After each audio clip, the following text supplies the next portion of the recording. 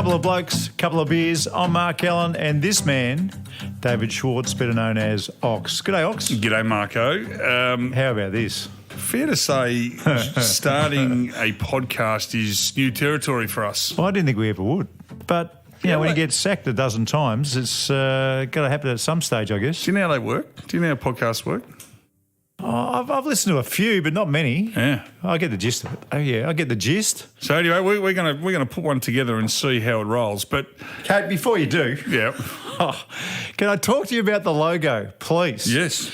So we've gone through many drafts, characters. It's you and me. Under the title, Couple of Blokes, Couple of Beers. And we're holding the golf club and the footy. Yep. Now, come on. Kind of didn't get that either. But come on. Now, we've been talking about this for ages. Why has it only just occurred to us now? Clearly, Walt Disney's not doing our logo, but they can make you look skinny. They can make you look skinny, And which is handy. mate? Your beer of choice. If you were to have sitting down, having a couple of beers, because that's the premise of what we're doing. We're going to have a chat, because that's what we do with our mates. Whether we go to the pub or we go to each other's place, we sit down, couple of blokes, couple of beers. What is your beer of choice? Because some of our people that know you well would understand that a couple of beers for you, lights out. That's right. Lights out. If you gave me a couple of beers when I was 23 years old and you said, hey, let's go rob a 7-Eleven, I would have said, yeah, no worries, let's get going. And you're the opposite. You could have 100 beers. Yeah, in my prime I could. I'm 50 now, so I've come back down the I'm list. a Peroni guy, Asahi. What about the zero alcohol? No, that defeats the purpose. Give me a Diet Coke. Okay. Why would you drink zero alcohol beer? To fit in. Peer pressure. Nah. Have you ever had one? Well, peer pressure. So you'd go up and you'd go get a shout of 6. You'd say 6 Carltons or whatever. Yep. And 1 0. 1 0. But if you put it in a stubby holder, no one would know. They go, hang on, he's having a drink. Because I was out the other night and there was a bloke drinking zeros, and I thought he's actually holding his liquor pretty good. Well, that bloke's a liar. But then I saw him jump in the car and drive home after 15 beers. I thought, wow, he's living on the edge. Well, he's a liar. He was I don't want him in the group. Oh, so he's not a part of the group if you... No, you got to say that you're not drinking. Okay. You can't hide your fair. Zero alcohol beer. That is wrong. Go, a couple of beers, couple of blokes. Do we fix the logo or do we stick with it? No, I think we stick with the logo and maybe put a beer in the logo somehow. What do you reckon? What is your beer of choice these days? Well, so you reckon I could be holding the golf club with one hand and a pot of Asahi in the other? Yep. And I've got the footy and a Cooper's beer in the other hand. Well, what we'll do with you, we'll give you one of those beer hats and the straw. You got 2 beers at either side of your head with the big straw coming down. You played the footy. You played a lot of sport in America. Yeah. You went to college in America. I went to college in the States. Those beer hats are pretty big, aren't they? Yeah, unbelievable. What was your university? Texas Tech. Texas Tech. Yeah. So Texas Tech, do they have the straws coming around to the Texas? Yes. Are you the Longhorns?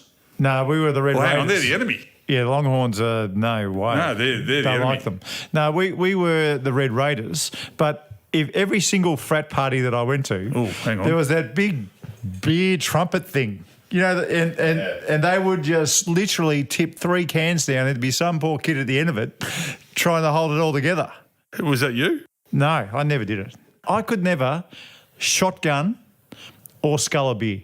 What? I could never ever do it. It's not responsible. But when you're at a frat party, it's mandatory. Can I tell you this? The admiration I had for people who would stick a pen into a beer, put it in their mouth, open it up, and then go whoosh, and they would just drink it. It would just go straight down the gut. Opening your throat, I still don't understand. I understand the terminology. I don't understand how you open your throat. Yeah, it's pretty hard. It is a difficult thing. You would have been good at it. But the great thing... you would have been good at it. I was good at it. I was very, very good How at good? it. World champion? Probably the best I've seen. Gold without blowing my own trumpet, jugs were pretty simple. Could you do it today? Yeah, I can. I can still do it today. When's the last time you shotgunned the beer? Under a week ago. Under a week ago. How old are you? No, I'm 50. 50. I'm 50. So that's not too bad. You don't tell me you're in a room of 50-year-olds shotgunning beers. I was. Oh, my I God. was. Well, when you grow up in Sunbury, when you grow up out of Melbourne, that's what we do. Not a lot to do out in Sunbury. That's one of the problems. But the one thing you're neglecting to say, now, whilst you're at college, and you weren't a great sculler, and you weren't a great drinker. No. You live with the quarterback of the local footy team. The captain. So the captain. He was the captain How did you escape? of Texas Tech. So how did you? So he would have been the number one kid in. He was the king. He would have been the king. Marcus Washington was the king of Texas Tech, and I was his lieutenant. Really? As a golfer. Yes. And what about your? I was the only Australian. There was 29,000 at the school. Gee whiz. 19,000 girls. But I was the lieutenant, and none of them had heard an Australian talk before. So when you walked into a room, and there was, say, 100 people in the room. Yes. Did your accent gain attention straight away? It gave me a 25-minute head start on everybody in that room. Was that enough time? Well, they soon find out whether you're a dickhead or not. But it did give you a 20, especially with the females, and when you're young, it's a big part of college life is introducing yourself and around. And you're lonely. And I was there by myself. Yeah. I was a very lonely person. Yeah. So it gave me a 20-minute head start with every girl in the room. Well, you've done well. And it's so from there. Nice. So when you've gone on to big places, you're now doing a podcast about beer that you can't drink. This should be fun. This should be fun. Mate, well, this is just it's a balanced world. Yeah, it is. You're an experienced gold medal style drinker, and I'm a two-pot screamer. Yep. Hardly responsible. We're going to have plenty of fun with it. I'm not responsible. No, not at all. I'm not responsible. No, not at all. Anyway, what's been happening with you? I'm having trouble again. Go on. I've got to say this. I'm having a lot of trouble. I can't say no. Now, I'm a people pleaser. Well, see, I think... I don't like saying no to people. No, you don't. You're a little bit populist. You like doing the right thing by everybody. Well, what's that supposed to mean? Well, you don't like making people sad or unhappy, do you? No, we're not deliberately. Not deliberately. Well, you're like you said, you try and please people. No, if someone asks you to do something, you try and do it for them. You do. Whether it's the detriment of whatever you're trying to do. Yeah, that's one of your flaws, I found out that's almost a disease, actually, when you're trying to people please. It's not a good thing. Not a good thing to be. Almost a disease. Yeah, it's bordering on.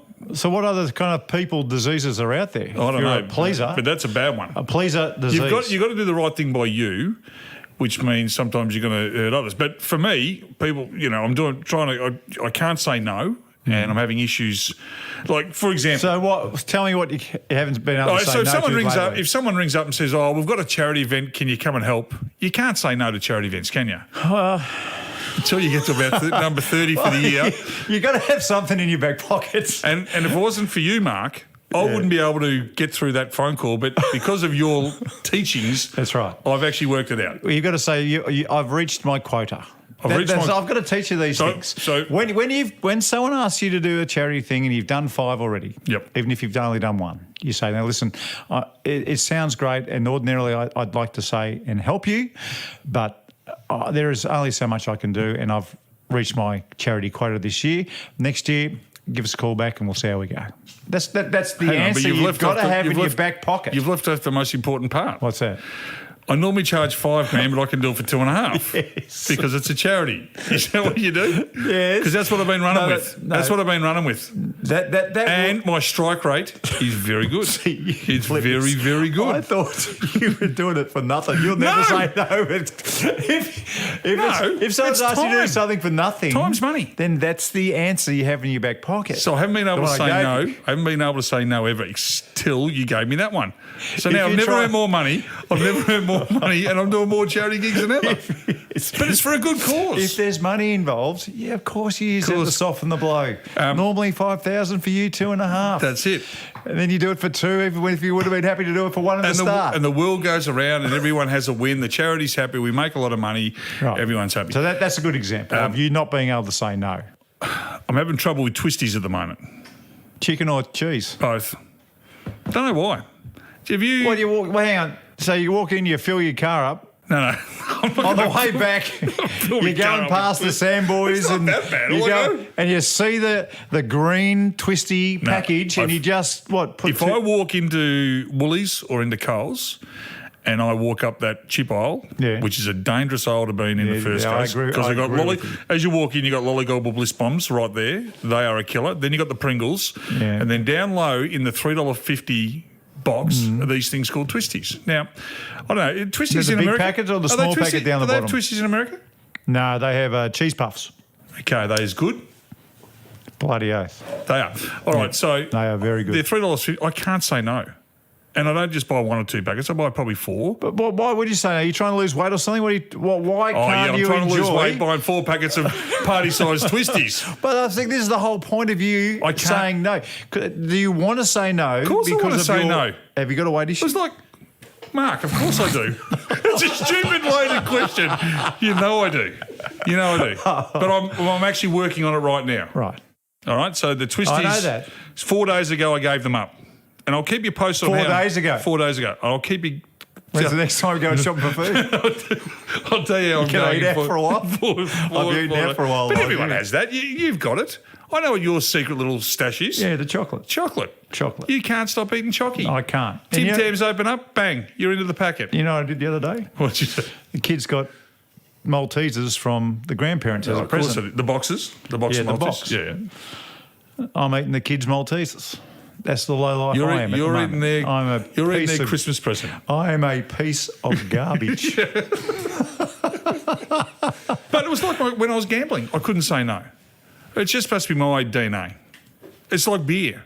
Yeah. Like normally I'd have 2. Like if I'm doing a podcast, I stop at 2. Yeah. Because that's all I bring in. But see- if I brought in a slab, I'd start tucking into the slab. Does that happen with your drinking as well? Is that why you can't say no? Yep. Always has. You know, if I go to a nightclub, not anymore, but in the Back old, in the day, old back in days, the just old say I was going to the tunnel or I was going... The tun's up. Let's say I was going somewhere in Vegas. Righto. All right, we've got a plan. We're going to get in there at, say, 10 o'clock at night. The Hippodrome. And we're leaving at 2. Right. If I'm out of there before 7, I've not a win.